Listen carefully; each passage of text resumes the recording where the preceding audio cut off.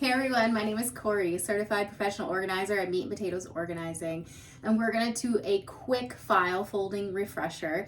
This is for our clients who we file folded their clothes to put them away in their drawers, and maybe you just need a quick little refresher on how to do that to get things put away so it's looking just the same as when we left. So I pulled out a couple of things from my dryer below me, and I'm going to show you those.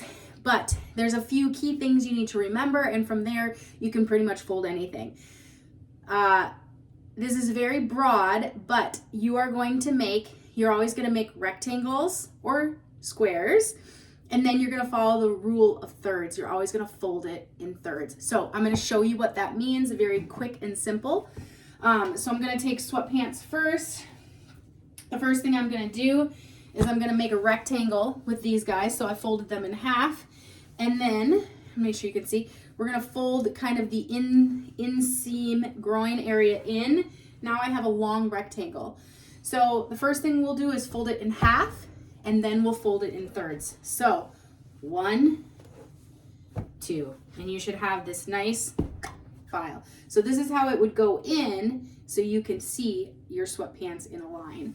So we're just gonna put that up here for now. Moving on, next I have a workout shirt. So this is kind of a flimsier one. These are a little bit harder, but same thing is gonna go here. So the first thing I'm gonna do is I'm going to make my rectangle. So I'm gonna pull the sides in, and for this one, I kind of have one long rectangle. I'm gonna fold it in half, and it's gonna become more of a square. So in theory, we should fold this into thirds, and it does make a really nice little workout shirt.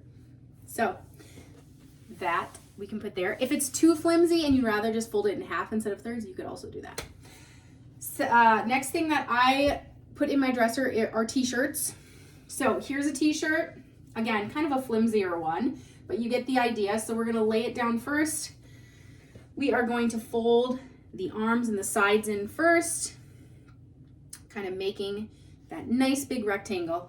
And we're gonna pull the bottom up to the top. I've got my square. And then in my t-shirt drawer, I have like a little bit deeper. So instead of folding in thirds, I'm gonna fold it in half. And there we go. Looks good, looks good. This is how it'll file in. And then we're gonna do workout pants, because that's a big one. We like to fold workout pants sometimes and put them away that way we can see them. So again, we're gonna fold these in half. So this is kind of the booty side. And then gonna tuck that inner leg piece away, and we're gonna fold up the bottom to the top. And then again, for these, I simply from here, I just fold in thirds. So there we go. So with these, I like it because these, I can see what kind it is.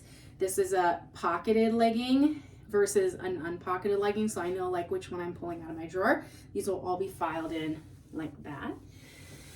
Then finally, if we're doing sports bras in general, kind of same method applies. You're gonna lay it flat.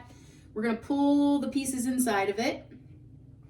And then for these, once we get all the pieces in, we simply fold this in thirds. And so when I file mine, I file them this way, up top. So they just kind of sit in a nice, and then we've got our drawer dividers on each side. So typically when we've set you up with file folding, we've also set you up with drawer dividers. So here's just a few random things that I'll be putting away. And of course, these all go in different drawers, but just an example of what it looks like, the different sizes, the different depths.